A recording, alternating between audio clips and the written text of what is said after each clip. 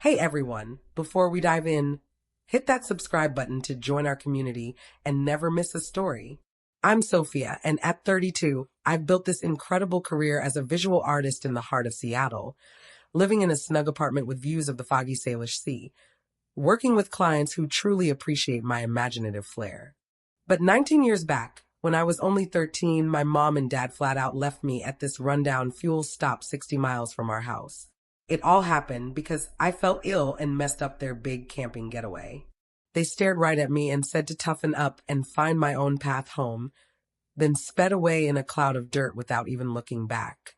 Now I'm perched cross-legged on my plush carpet in the family room, with rain tapping softly on the glass like it's trying to erase those old hurts. On the low table sits this wedding card from my brother, neat and fancy. But slipped inside is a short message from them, my parents. My hands shake a bit as I grip it, that old knot tightening in my stomach. A blend of the anger I've held in for so long and this strange tug of wonder about what they might have to say after all these quiet years. It's like gazing at a door I bolted shut ages ago, debating if opening it a crack would bring in warmth or just more darkness. I grew up in our neat little suburb in Portland, Oregon, where everything seemed ideal on the surface. Our two-level home featured those bright green shutters, and the block was alive with kids on bikes and perfectly trimmed yards.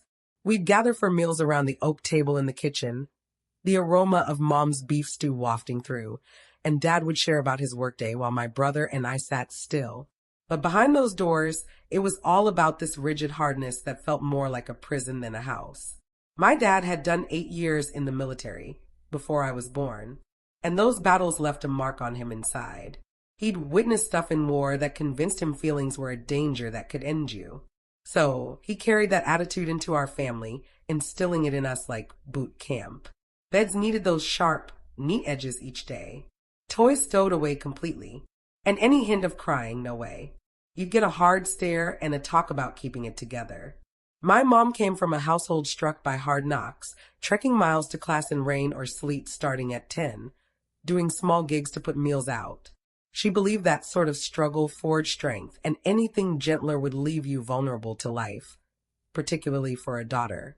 She'd remark things like, "The world won't give extra shots, so toughen up soon." My brother Liam, 3 years my senior, slid perfectly into that pattern. He was a born stoic, repairing his bike link solo at 7, brushing off bruises from football without a sound, and always getting those approving looks from our folks for his top grades and independence. Instructors gushed about his grown-up ways, and he'd score perks like a fresh game console or hangouts with buddies. Me, I was the misfit, always sensing everything so deeply. I'd sketch images of Twilight in my pads, get absorbed in novels where characters' sorrows had me weeping under the blankets, or even give a proper send-off to a fallen sparrow from the garden because it seemed proper. But in our place, that tenderness was like a warning sign. They saw it as a flaw to correct, and it made me feel like I was forever lagging, working to conceal my true self. Issues began surfacing soon enough. Small instances that piled up like thunderheads you could sense but not fully predict. At 8, we were browsing in this huge retail shop. The bright bulbs humming above, and the throngs making my legs sore after following for hours. I was worn out, starving, and it all overflowed. I began weeping softly, just craving a bite or a rest. But rather than comfort or a kind phrase, my dad crouched in the walkway, his expression firm, and muttered in that deep tone, "You're shaming the whole family. We're going to the vehicle now. Come along or figure your route back yourself." My mom agreed, saying, "Grow up already, Sophia." They pivoted and strode away, their shoes clicking on the floor, and fear washed over me. I dashed after, crying more. But they didn't abandon me then. Yet the dread lingered, the notion that my emotions could strip away it all, including them. Then at 9, I went through this stage where darkness terrified me. Dumb shapes in my bedroom morphing into beasts in my head. I'd plead for a small lamp, but they'd refuse outright. Scared is a decision you're choosing, my dad would declare, arms folded rather than picking courage. My mom would add tales from her youth, how she bunked in a chilly loft without bulbs and came out okay. Evenings melted into months of staring awake, pulse racing until I'd hide a torch under the sheets. When they discovered and confiscated it, Mom stated gently but solidly, "We won't keep rescuing you from your fears or you'll never grow." All the while, Liam earned kudos for managing his worries solo, like when he tented in the yard without complaint. It hurt, that gap, but speaking up just brought more talks. My Aunt Clara, Mom's little sister, was the sole one who truly understood. She dropped by occasionally from her caregiving role nearby, toting drawing books and markers that allowed me to spill my heart on pages. "You're wonderful exactly like this," she'd murmur, passing me a slip with uplifting lines, her cozy embraces scented with vanilla wash. But those times were scarce, like quick rays in an overcast day, and they couldn't overpower the everyday pressure at home that left me sensing defective. By 13, I'd crafted this silent shield, sobbing in the bath where the flow masked the noise, stashing a diary beneath my mattress to jot my ideas. The atmosphere in the house grew heavier, like we were all stepping lightly around some massive thing ready to break. That summer, when Dad revealed we'd venture to Mount Rainier for a family outdoor adventure, our first true break in forever, I sensed this burst of genuine joy, envisioning the vast green slopes glowing in the light, my pad brimming with sketches of evergreens and peaks. Perhaps it might be a new beginning far from the normal patterns. We packed the aged van at sunrise, the morning sharp with that early August bite, fabric benches already toasty and clingy on my skin. Liam lounged in the rear with his earbuds and treats while I crammed in the center, attempting not to squirm as the motor growled awake. But the journey established the mood, Mom barking at me to hold steady when my strap dug in, Dad peeking in the mirror with that cautionary glare. "This outing costs a bundle, so display some thanks." The road curved through dense woods, the fragrance of fur drifting in via open slits, but quiet loomed large, interrupted only by their route chatter ahead. We set up the shelter at the site by midday, Dad issuing commands like a commander. And when I dropped a peg into the rough ground, Mom snatched it with an exhale. "How will you ever manage solo?" That evening by the snapping flames, sparks leaping like little bursts, I attempted passing on info from the guide pamphlet. "Did you hear the peaks from an ancient blast nearly 14,000 feet high?" But Liam scoffed. "That's common knowledge." And Dad commended him for already grasping it. The true tempest struck the following day on a 7-mile ridge walk. The path gritty and sharp under the scorching rays. I'd arisen uneasy, perhaps from the prior night's Eskimo rays, but griping wasn't allowed. 60 minutes along, perspiration drenching my top. Queasiness surged like waves. I halted, breathing hard. I require a pause. My belly's destroying me. Dad spun, cheeks red with annoyance. "We're barely begun." Mom exhaled sharply. "There's always an issue with you." Liam grinned in the back as they advanced. Dad shouting over, "Rest and sulk then. We'll pick you up returning." I crouched on a rock for hours, nursing sips, the breeze murmuring in branches, sensing like I'd failed them once more. When they came back, nobody checked on me, just strained looks. That night, by the blaze, Dad unleashed it. "We're cutting short since somebody can't manage the schedule."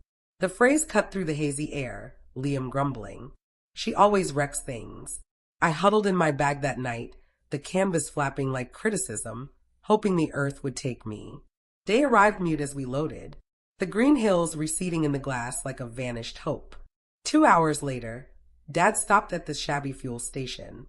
2 nozzles, a small shop surrounded by endless timber. I rushed to the restroom, the glow droning in my head. Emerging, they waited by the ride, expressions icy. Dad's tone was even. "You're 13 now. Mature enough for results. You spoiled our getaway. Secure your own transport home."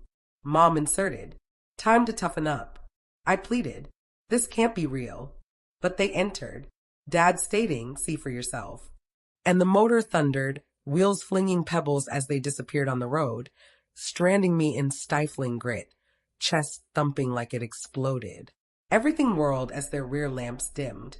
The route buzzing with far-off vehicles while I dropped to the edge, legs shaky, assuring myself they'd loop back soon. This was merely a fright, like the mall at 8. But time dragged, the lights sinking, stretching tall shades over the broken concrete, and truth slammed like icy surges. I wobbled into the shop, the chime ringing tauntingly, and neared the attendant, a man called Frank, scanning a periodical. "My folks ditched me," I murmured, tone fracturing. He lifted shoulders. "Phones for buyers." With my $7 pocket cash, I got a bottle, digits clumsy on change, then rang the house. Tone after tone to the recorder, my message splintering. "Please retrieve me." No response. Aunt Clara's went to message, also. I gave the booth digits, neck constricted. Frank closed at 9 o'clock, bulbs dimming, abandoning me in the cooling dusk. No coat, just shorts and a top. The gust howled in trees bearing owl calls and scratches that prickled my flesh. At the rear, I located a spot by the bin, the reek of waste heavy, but it shielded from the path. I squeezed in, clasping legs, stones digging skin, insects humming by my face. Thirst gnawed, but I doled water drops. Each crack in the night spiking dread. What if nobody arrived? What if worse discovered me? Feelings swirled like a gale. Dull shock easing to sharp panic.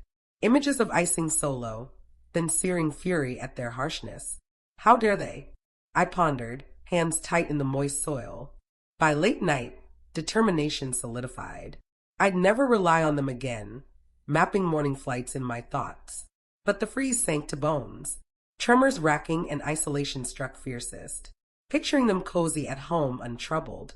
Sunrise came dull and foggy, my frame rigid as I emerged, locks tangled, attire grimy. The manager, Tom, pulled in with his pickup, stones grinding, and noticed me. "You stayed here overnight." His rough worry broke my barriers. Within, his spouse Linda inhaled at my sight, her gentle palm on my arm as she raged. "What beasts do such?" They gave me a sub, the roll tender and savory. Waving off my coins and allowed Aunt Clara's call. She picked up, sleepy shifting to alert. They did what? Tears flooded as I detailed, her anger a anchor. She raced over in less than 60, brakes squealing, enfolding me in an embrace that felt like refuge. The trip to Aunt Clara's flat started silent, the freeway streaking by, but wrath simmered in her steering hold. Her spot was a warm retreat.